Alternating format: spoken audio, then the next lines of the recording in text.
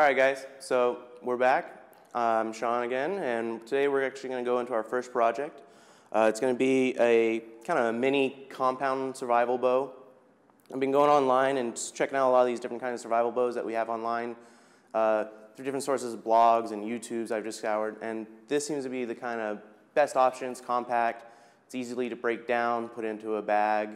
The other ones I've seen out there, they're pretty useful, but they depend on a lot of other things, like in the woods and natural wood, finding different kinds of fibers and vines for strings, stuff like that. I wanted to do something that would be more kind of an urban environment, something you could go into a backyard and dig up or find, and kind of put together and make something and then go off into the woods.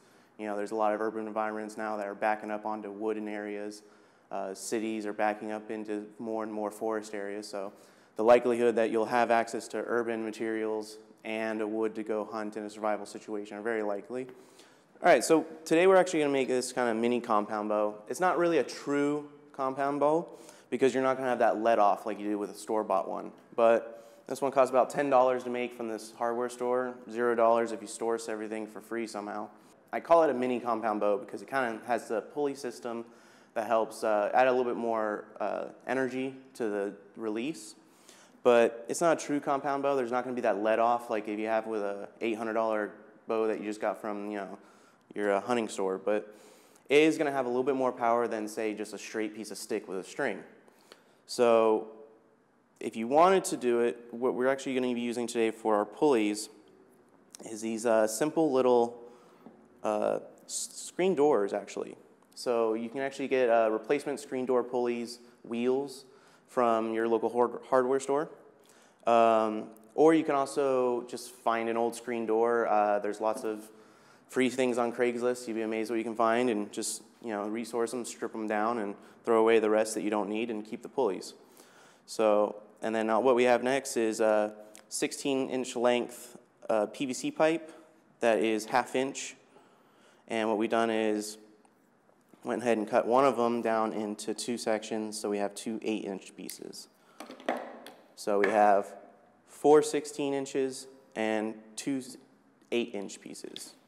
So we have our wood screws here for securing our PVC to our wood riser, and then we're going to have these kind of little small bolts I got, and all I did is, you don't have to really worry about what bolt size I'm using. You want to just make sure whatever pulley you're using, you have enough free space. If it's too wiggly, you can put a little strip of duct tape around there as a temporary kind of washer sleeve, or you can also get pre-made plastic sleeves. Usually these pulleys, if you get them from the hardware store, they're going to have sleeves and all that kind of stuff for installing them into the screen, so you can just use those.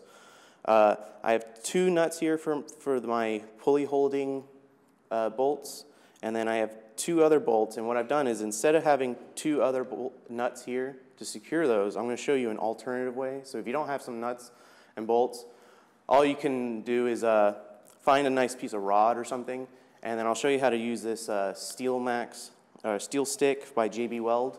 There's a lot of different of these out, and what it is an epoxy that you're going to kind of knead in your hands and just get really make sure it's consistently mixed.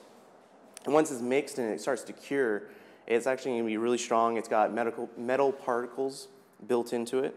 So it's going to be a really strong hold. And what we're going to do is we're going to mix that and kind of just apply a little bit on the end of the bolt, and that's going to act as our nut. Now, it's not going to be removable, so this is going to be a kind of a temp fix that's not going to be able to take apart if your pulley breaks.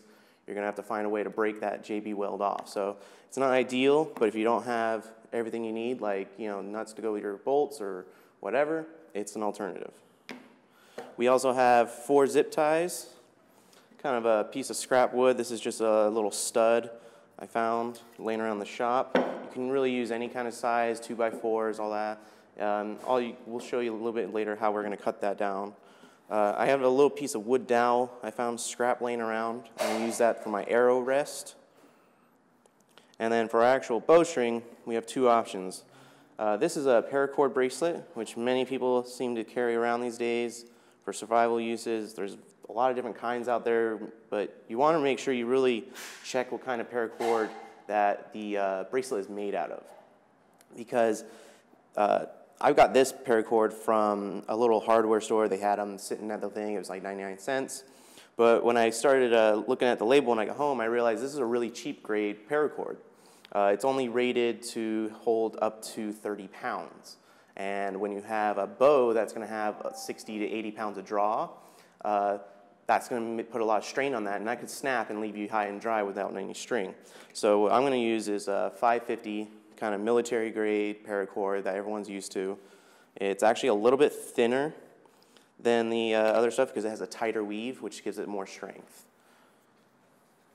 And then as an option, I also have just a can of a black spray paint that I had laying around the shop. I just grabbed that, and what we're going to do is just kind of paint this all down. The reason we want to do that is because sometimes if you get your PVC pipe and it's not white like this, even if it's white can stand out pretty good like a sore thumb, but sometimes if you get PVC that's an electrical conduit, it's dyed orange when it's made. So that way you can tell that there's electrical lines inside of it so you don't go cutting into the PVC and electrocute yourself.